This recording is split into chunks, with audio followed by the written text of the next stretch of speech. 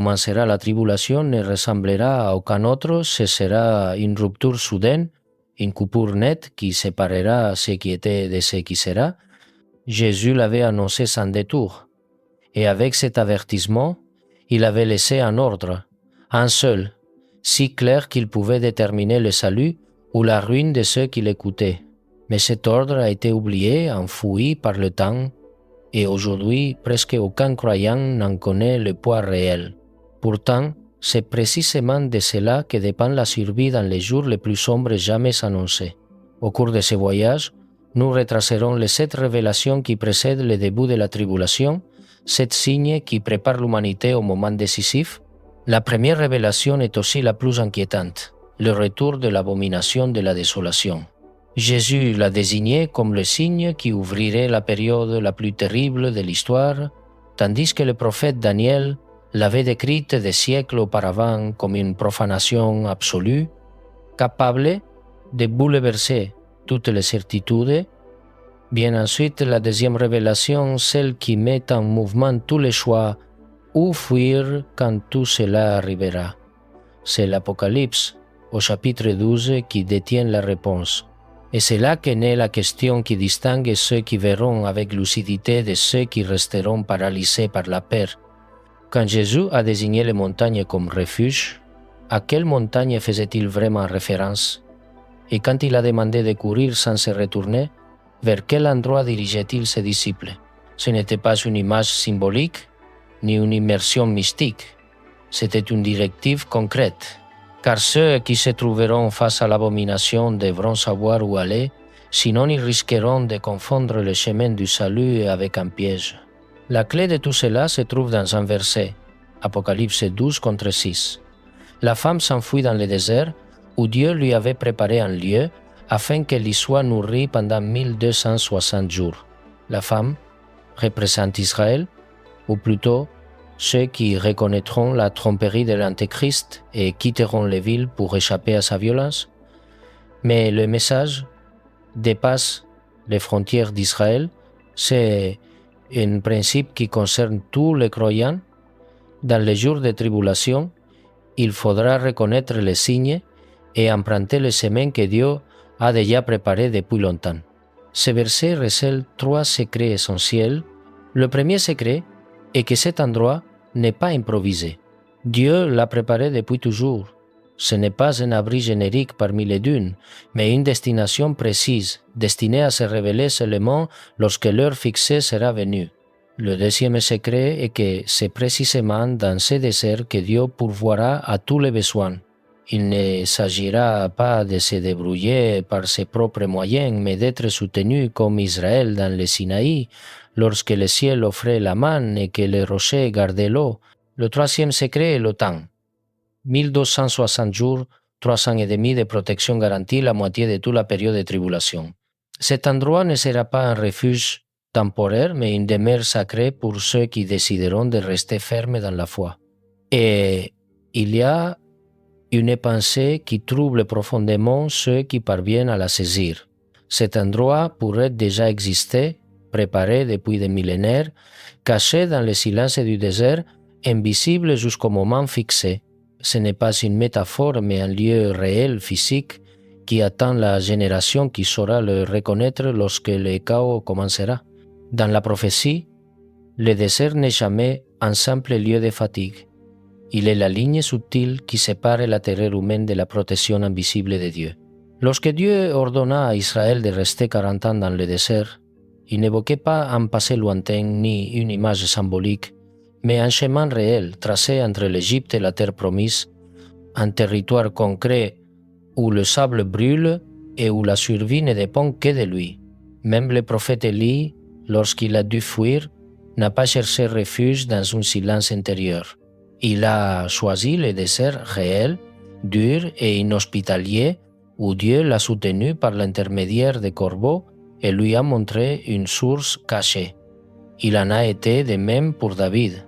Poursuivi par Saül, il ne s'est pas caché dans un repli de lames, mais dans des grottes de pierre creusées dans les montagnes de Judée. De la première à la dernière page, l'écriture est cohérente.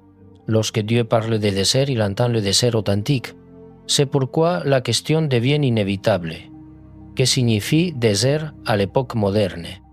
Où se trouve ce lieu de protection annoncé par les prophètes, où Dieu gardera les siens? D'un point de vue géographique, le désert prophétique est une région éloignée, loin des grandes villes, difficile à atteindre militairement, naturellement défendable et alimentée par des sources ou des nappes phréatiques qui rendent la vie possible. C'est un refuge réel qui possède également une valeur symbolique, car dans la dimension spirituelle, le désert a toujours été le lieu où l'homme est dépouillé de tout, purifié, contraint de ne dépendre que de Dieu. C'est là que les illusions s'effondrent, que les structures humaines se révèlent fragiles et que la providence divine devient le seul soutien. D'un point de vue stratégique, c'est une terre hors du contrôle de l'Antéchrist, loin de ces réseaux de surveillance et des systèmes économiques qui imposeront la marque de la bête. D'un point de vue prophétique, c'est un refuge annoncé, un point précis dans la géographie du salut, indiqué à plusieurs reprises comme la demeure du peuple de Dieu pendant la dernière persécution. Et c'est là que la prophétie prend des contours surprenants. De nombreux textes de l'Ancien Testament convergent vers la même région.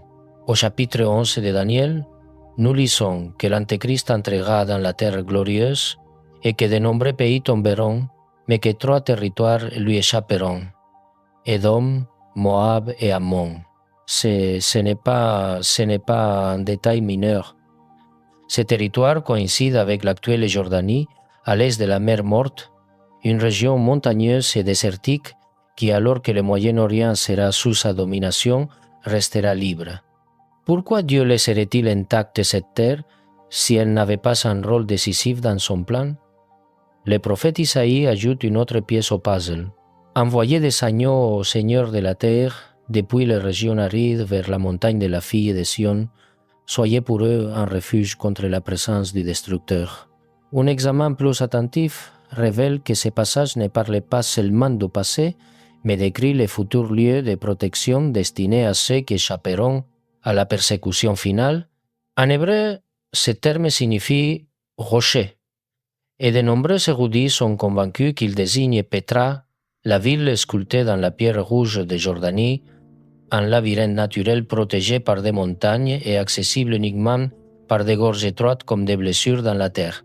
Isaïe l'appelle un refuge, et si Petra était vraiment le sanctuaire prophétique préparé par Dieu pour Sion pendant les jours de la tribulation, une cachette nichée au cœur du désert, capable de résister au pouvoir du destructeur et de transformer la terre elle-même en une alliée de la foi, le destructeur évoqué par le prophète n'est pas un symbole, mais l'Antéchrist, la force qui s'abattra sur le peuple de Dieu dans les derniers temps. Et dans ce passage, Dieu ordonne ouvertement à cette région d'accueillir et de défendre ceux qui fuiront sa persécution. Mais il existe un détail qui change toute perspective. L'Apocalypse, au chapitre 12, verset 14, raconte avec une précision surprenante comment cette fuite se déroulera. Les 2 ailes du grand aigle furent données à la femme, afin qu'elle puisse s'envoler loin du serpent dans le désert, vers son lieu où elle sera nourrie pendant un temps, des temps et la moitié d'un temps. Ce n'est pas de la poésie, c'est une référence directe à une scène de l'Exode. Dans Exode 19, Dieu rappelle à Israël ce qu'il a fait aux Égyptiens et comment il les a transportés sur les ailes d'un aigle pour les conduire vers lui. Lorsque la mer leur barrait le chemin et que l'armée du Pharaon était sur le point de les écraser, Dieu ne leur a pas seulement offert une voie de fuite, mais un transport miraculeux. Il a séparé les eaux, fait passer son peuple à sec, les a guidés avec une colonne de nuages et une colonne de feu, et pendant 40 ans, leurs sandales ne se sont pas usées. Dieu ne fournit pas simplement une issue, mais une guidance, une protection et des moyens surnaturels pour atteindre le salut. C'est pourquoi, lorsque l'Apocalypse parle des ailes du grand aigle, elle ne propose pas une image spirituelle, mais annonce une intervention directe, un acte si extraordinaire qui fait pâlir même l'Exode. Qu'il s'agisse d'un vol réel, d'une translation divine ou d'un déplacement orchestré de manière miraculeuse, l'essence reste le même. Dieu conduira son peuple vers le lieu préparé par des moyens qui dépassent la logique humaine. Mais le verset suivant introduit quelque chose d'encore plus inquiétant. Apocalypse 12, 10 à 7 affirme que la fureur de Satan ne s'arrêtera pas à la femme. Le dragon se mit en colère contre elle et alla combattre le reste de sa descendance, ceux qui observent les commandements de Dieu et gardent les témoignages de Jésus-Christ. Cela signifie que les croyants des nations seront également pris pour cible dans la persécution finale. Imaginez maintenant la scène. Des millions de personnes à travers le monde qui, en l'espace de quelques heures, doivent tout quitter pour se rendre dans un lieu caché dans le désert. Comment pourraient-elles y parvenir? Comment sauraient-elles où aller? Aucune organisation humaine ne pourrait gérer un tel exode. Mais Dieu le peut. Tout comme il a guidé Israël avec la colonne de feu, tout comme il a transporté Philippe de Gaza à Assot en un instant, tout comme il a envoyé des corbeaux et des anges pour soutenir Élie, il guidera, nourrira et protégera les fugitifs de la tribulation. Non pas par des stratégies humaines, mais par des interventions qui dépasseront toutes les lois naturelles. Le désert ne sera pas un refuge construit par la peur, mais le lieu où les miracles deviendront quotidiens, le théâtre où la main de Dieu soutiendra la vie au milieu de ce qui semble impossible aux yeux des hommes. C'est là le cœur du mystère. La femme ne sera pas seulement cachée, elle sera soutenue pendant un temps. Des temps est la moitié d'un temps, une période pendant laquelle Dieu ne se contentera pas de la protéger, mais pourvoira à tous ses besoins. Comme au Sinaï, il fera jaillir l'eau du rocher, donnera de la nourriture du ciel, préservera intacte la force de ceux qui auront choisi de lui appartenir. Pendant 1260 jours, l'eau, la nourriture, le refuge, la guérison et la lumière seront garantis par une puissance qu'aucun esprit ne pourra expliquer. Le lieu préparé par Dieu ne sera pas un amas de sable désolé, mais un sanctuaire surnaturel, une oasis de providence au cœur de la tribulation, où la vie non seulement continuera, mais s'épanouira, tandis que le reste du monde sombrera dans les ténèbres.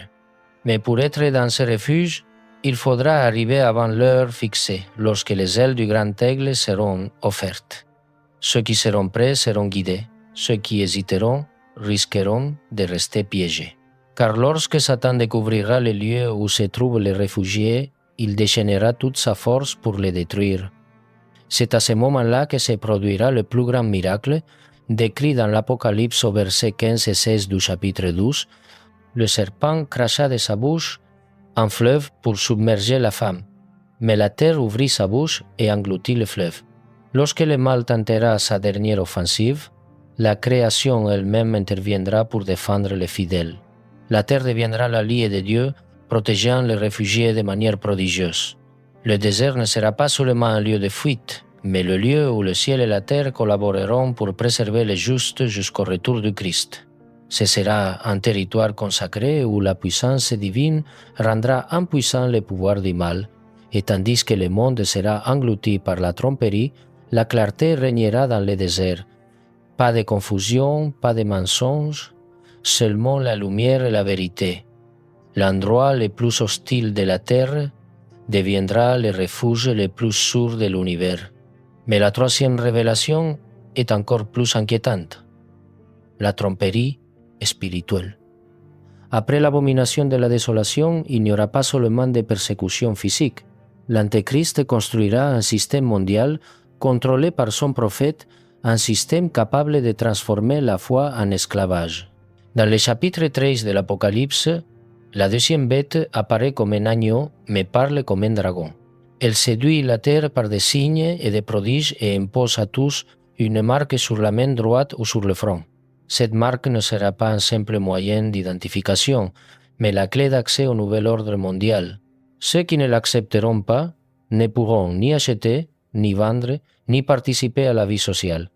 Ce sera un esclavage total, économique et spirituel. L'accepter signifiera survivre dans le corps, mais mourir dans l'esprit. Le refuser signifiera tout perdre, mais sauver son âme. Le chapitre 14 de l'Apocalypse ne laisse aucun doute. Ceux qui adoreront la bête et recevront la marque boiront le vin de la colère de Dieu. Il n'y aura pas de troisième voie, Soit on s'enfuit dans le désert en se confiant à Dieu, soit on reste dans le système en perdant son éternité. Refuser la marque ne sera pas seulement s'opposer à un régime, mais abandonner tout ce qui est humain pour se réfugier dans le divin. Cela signifiera quitter ses maisons, ses familles, ses sécurités pour poursuivre une promesse invisible, et c'est précisément dans cette fuite que commencera la véritable liberté. Au moment où le monde imposera l'esclavage parfait, Dieu ouvrira une voie de salut dans le désert. Lorsque le système entrera en vigueur, le refuser ne signifiera pas seulement renoncer à acheter ou à vendre, mais faire face à une persécution directe, voire à la mort.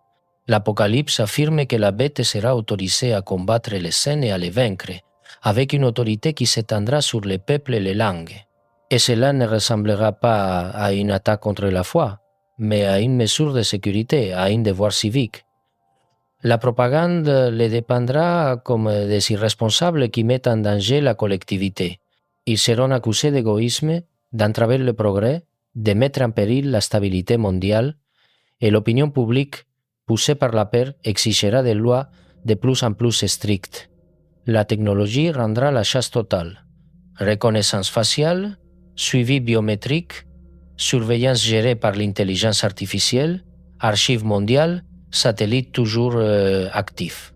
Dans les villes, il n'y aura plus d'endroits où se cacher. C'est pourquoi Jésus a dit de chercher les montagnes et c'est pourquoi le désert devient la seule voie. Dieu a préparé un refuge hors du réseau de contrôle, loin du circuit économique, inaccessible à l'Antéchrist dans l'immédiat. Mais le désert ne sera pas seulement une question de survie, ce sera un processus de purification, le lieu où le cœur recommence à écouter. Le prophète Osée fait résonner la voix de Dieu. Je l'attirerai dans le désert et je parlerai à son cœur. La vallée de l'angoisse deviendra une porte d'espoir. Dans le silence loin des métropoles et des tromperies du système, les croyants connaîtront la providence d'une manière nouvelle, une communion qu'ils n'auraient jamais recherchée dans le confort des villes. Dans le désert, la foi cesse d'être une théorie et devient un souffle. Ici, la dépendance à Dieu ne sera plus une idée abstraite, mais la condition même pour continuer à vivre. L'Apocalypse montre les âmes des martyrs qui invoquent la justice sous l'autel, mais ceux qui refuseront le système de l'Antéchrist ne seront pas seulement des survivants. Il sera un témoin, un adorateur, un combattant dans une bataille invisible. La fuite ne sera pas un recul, mais une consécration. Ce sera le positionnement exact dans la ligne où Dieu combat pour le sien. Pour beaucoup, ce premier jour sera le véritable début de la foi. Les personnes habituées à un christianisme culturel, de façade, seront obligées de choisir entre un confort trompeur et une authenticité brûlante. La crise séparera le métal de la scorie, la confiance réelle des habitudes religieuses. Le désert deviendra le creuset de la maturité spirituelle, le lieu où l'on apprend à discerner, à obéir, à rester ferme quand tout s'effondre autour de soi. C'est là que l'âme s'éveille et que l'espoir cesse d'être un mot pour devenir une direction. À ce stade, la question inévitable se pose. Que faire au moment précis où apparaîtra l'abomination de la désolation? Quel est le plan d'action concret et immédiat pour ceux qui se trouveront au cœur de la tribulation? La réponse ne laisse aucune place au doute. Ne remettez pas à plus tard, ne négociez pas, courez. Dans Matthieu 24, Jésus ordonne à ceux qui seront en Judée de se réfugier dans les montagnes. C'est un ordre direct, sans interprétation possible. Ne préparez pas vos valises, ne rassemblez pas vos biens, ne vous retournez pas vers ce que vous laissez derrière vous. Lorsque l'abomination apparaîtra, le temps de décision sera révolu et chaque seconde sera essentielle. L'Apocalypse ajoute « Séparez-vous, sortez de là mon peuple, afin de ne pas participer à ses péchés et de ne pas être frappé par ses plaies. » C'est une invitation à une séparation radicale, une rupture nette avec le système avant que le jugement ne s'abatte sur lui. Pourtant, Dieu n'appelle pas à l'isolement. La lettre aux Hébreux exhorte « Rassemblez-vous, n'abandonnez pas votre assemblée et encouragez-vous mutuellement à l'approche de ce jour, cherchez d'autres croyants. La tribulation ne doit pas être affrontée seule, former des communautés dans les lieux désertiques, car la survie ne sera pas individuelle, mais partagée. Entre le sable et les rochers, le visage authentique du christianisme sera reconstruit, non pas une religion de bâtiments, mais un réseau d'âmes qui se soutiennent mutuellement. Jésus a rappelé à ses disciples, « Regardez les oiseaux du ciel, ils ne sèment ni ne moissonnent, et pourtant le Père les nourrit. Ne valez-vous pas beaucoup plus ?» La foi devra devenir une confiance concrète en la providence divine, comme au Sinaï, lorsque l'eau a jailli du rocher et que la manne est tombée du ciel. Ceux qui fuient ne se sauvent pas par leur propre force, c'est Dieu qui garantit tout. L'Apocalypse avertit, persévérez, soyez fidèles jusqu'à la mort, et je vous donnerai la couronne de vie. Certains tomberont martyrs, d'autres verront le retour du Christ, mais tous auront vaincu, car la victoire ne se mesure pas en années, mais en fidélité. Et voici la découverte suivante. La carte elle-même est prophétique, où se trouvent les lieux préparés par Dieu, où les fidèles se réfugieront-ils dans les derniers temps. De nombreux chercheurs indiquent Petra, la ville creusée dans la roche rouge de Jordanie, un lieu qui correspond de manière surprenante aux descriptions prophétiques. Isolé, caché, facile à défendre, avec des sources naturelles et des accès étroits capables de protéger des milliers de personnes. Petra se dresse dans le désert loin des centres urbains et des infrastructures modernes, et certains passages bibliques semblent l'évoquer. Isaïe proclame « Envoyez des agneaux au Seigneur de la terre, du désert à la montagne de la file de Sion. Soyez pour mes exilés un refuge contre la présence du dévastateur. » Le mot hébreu « rocher » résonne dans le nom même de Petra, la ville des pierres vivantes. Serait-ce vraiment le lieu choisi par Dieu pour Sion au cours des 1260 derniers jours? Les gorges étroites, les grottes creusées à la main, les sources cachées, tout semble avoir été préparé comme si l'histoire avait conservé un sanctuaire pour la dernière génération. Ce ne serait pas la première fois que Dieu prépare un refuge avant la tempête. Il l'a fait pour Israël dans le désert et il le fera encore.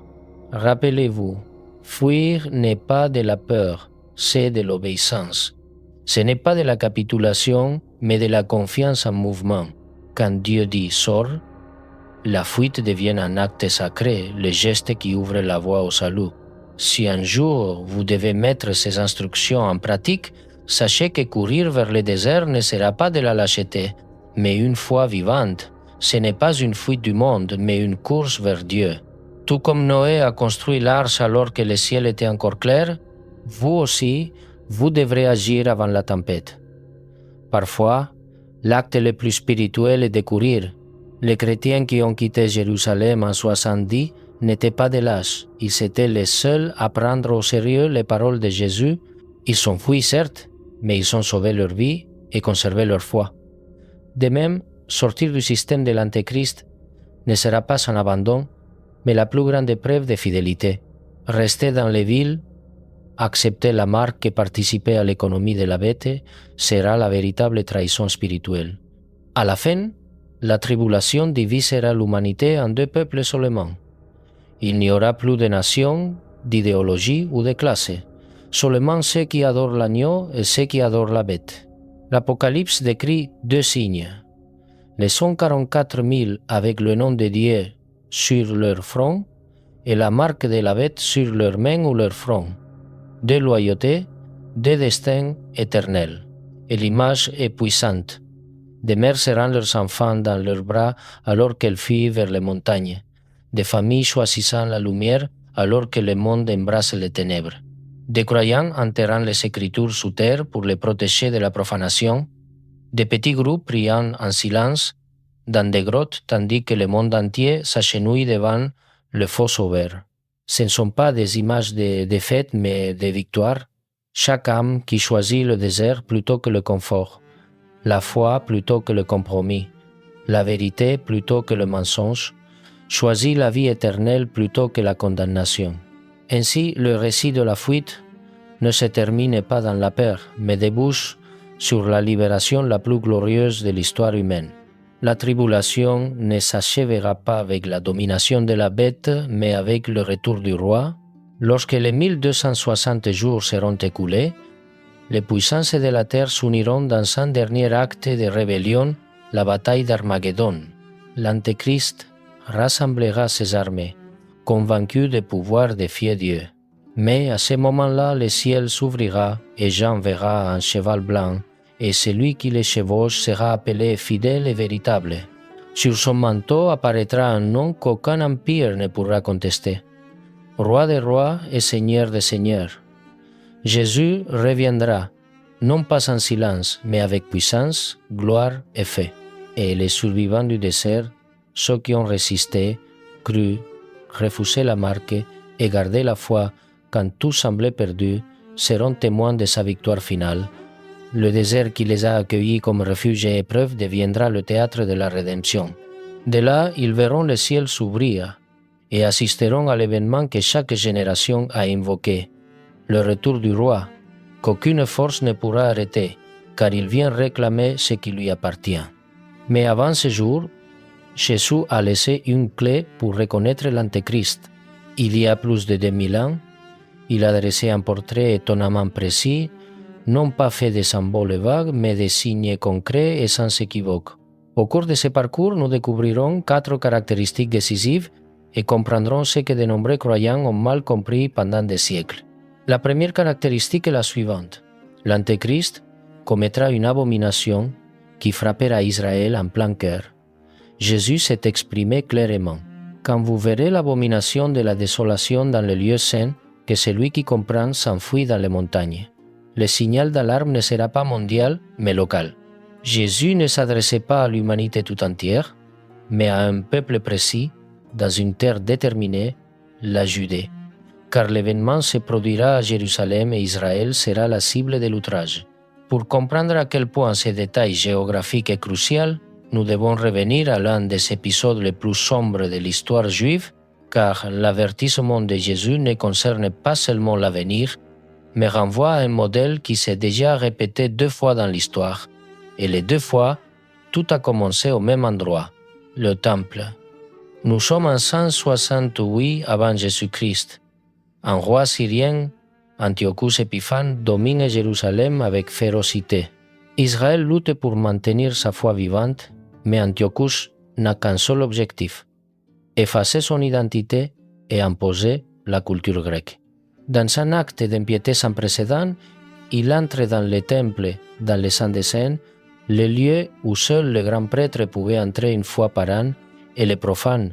Il érige un autel à Zeus, sacrifie un cochon sur le lieu sacré et oblige Israël à adorer une statue païenne. Ce fut un sacrilège d'une ampleur cosmique, une abomination qui fit trembler la nation. La réaction fut immédiate. La révolte de Maccabée éclata comme une étincelle et dura des années, jusqu'à la purification du temple, événement dont on se souvient encore aujourd'hui pendant Hanouka. Mais ce qui rend cette histoire impressionnante, c'est qu'elle avait été annoncée des siècles auparavant. Daniel avait écrit que des troupes profaneraient les sanctuaires, aboliraient les sacrifices perpétuels et placeraient l'abomination de la désolation. C'est exactement ce qu'Antiochus a fait. Et lorsque Jésus cite cette prophétie, il ne parle pas seulement d'un événement historique, mais révèle que le schéma se répétera à plus grande échelle avec une nouvelle abomination, accomplie par un pouvoir politique et religieux, déterminé à détruire le peuple de Dieu de l'intérieur. Jésus s'adressait non seulement à ses disciples, mais aussi à une génération future, celle qui verra l'Antéchrist surgir au même endroit où Antiochus a profané le temple. Un cycle qui se termine, une prophétie qui s'accomplit, un avertissement qui résonne encore aujourd'hui. Quand vous verrez ce signe, ne discutez pas, ne cherchez pas de compromis, fuyez. Daniel ne parlait pas d'une seule abomination, mais d'une série de profanations destinées à culminer en un événement final. Jésus annonce précisément ce point culminant, l'abomination qui marquera le début de la fin.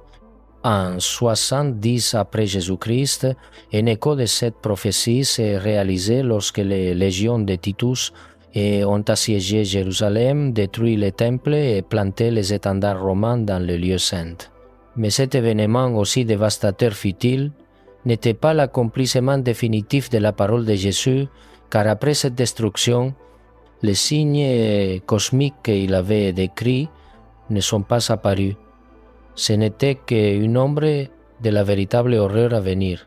Jésus parlait d'un temps encore futur, où un leader mondial animé du même esprit qu'Antiochus et le Pharaon entrera dans son temple reconstruit et commettra une profanation si extrême qu'elle déclenchera le compte à rebours de son retour. Ce sera l'abomination finale, l'acte qui divisera le monde en deux camps spirituels. Pour que cette prophétie s'accomplisse, des conditions précises doivent être réunies. Un temple reconstruit, une forte présence juive en Israël, un système religieux fonctionnel qui puisse être profané. Pendant près de 2000 ans, tout cela a semblé impossible. De 70 après Jésus-Christ à 1948, Israël n'existait pas en tant que nation. Le peuple était dispersé, Jérusalem sous domination étrangère, le temple réduit en ruine. Rien ne laissait imaginer que les paroles de Jésus pourraient s'accomplir.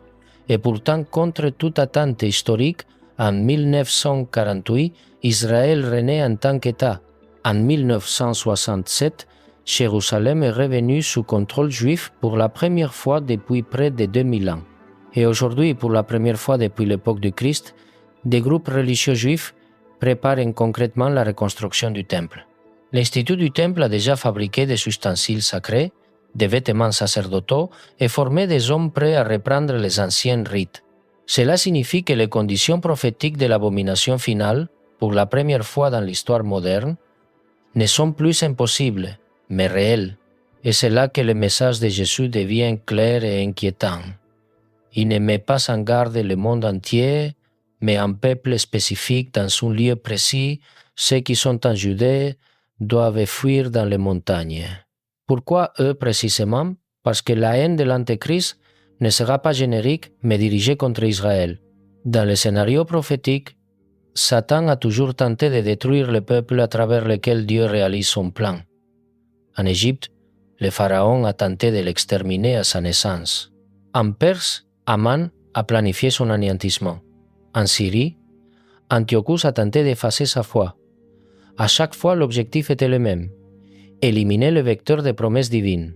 Et à la fin des temps, l'Antéchrist lancera la dernière attaque, mais cette fois-ci, l'abomination finale n'entraînera pas seulement la persécution d'Israël, elle ouvrira la période la plus sombre de l'histoire humaine.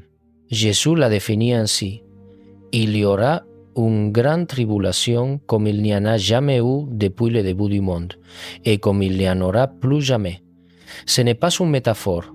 Il ne parlait pas de guerres isolées ou de catastrophes naturelles, mais d'une ère de destruction mondiale sans précédent, supérieure aux déluges, aux plaies d'Égypte, à la chute de Jérusalem, aux pandémies médiévales, aux guerres mondiales. Aucune catastrophe passée ne pourra être comparée à ce qui va arriver. Pendant la grande tribulation, l'Apocalypse affirme qu'un tiers de la végétation sera brûlée, un tiers des mers deviendra du sang, un tiers de la vie marine mourra. Le soleil brûlera la peau des hommes. Des ténèbres surnaturelles envelopperont la terre. Une grêle lourde comme des pierres tombera du ciel. Des tremblements de terre bouleverseront la planète, déplaçant des îles et des montagnes. Et ce ne sera pas seulement une dévastation naturelle, ce sera une ère de terreur spirituelle. Des entités démoniaques seront libérées pour tourmenter les hommes pendant 5 mois, leur infligeant des souffrances si atroces que beaucoup chercheront la mort sans pouvoir la trouver. Des armées surnaturelles composées de 200 millions d'êtres tueront un tiers de l'humanité. Les mers et les rivières s'éteindront de sang. Au-dessus de tout cela régnera l'Antéchrist avec une autorité absolue jamais vue auparavant.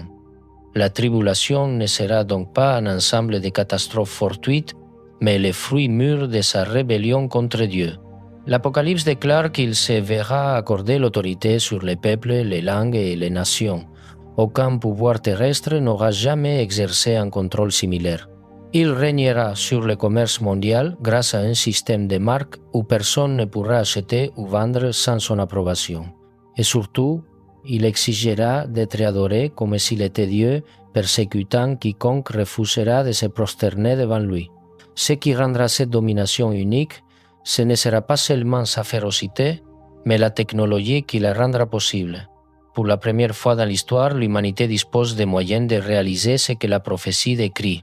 Aujourd'hui, un seul homme pourrait contrôler des milliards de personnes grâce au réseau mondial, à la surveillance par satellite, aux monnaies numériques et à l'intelligence artificielle. Chaque geste, chaque mot, chaque transaction pourrait être surveillé en temps réel. Ce qui semblait autrefois relever de la science-fiction est devenu une infrastructure quotidienne. L'Antéchrist pourra régner avec un système totalitaire, politique, économique et culturel, mais son contrôle ne sera pas seulement administratif, il sera spirituel. L'Apocalypse 13 affirme que tous les habitants de la terre l'adoreront, sauf ceux dont les noms sont inscrits dans le livre de vie. Il ne s'agira pas d'une simple obéissance, mais d'un culte. L'Antéchrist sera perçu comme un libérateur universel, porteur d'unité mondiale. Et déjà aujourd'hui, on entrevoit les prémices culturelles de cette tromperie.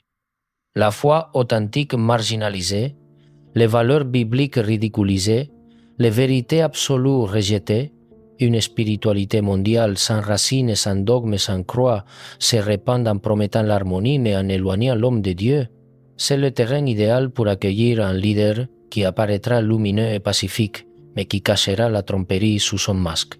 Cependant, au milieu de ce scénario apocalyptique, un troisième signe émerge, le seul porteur d'espoir, le pouvoir de l'Antéchrist sera limité.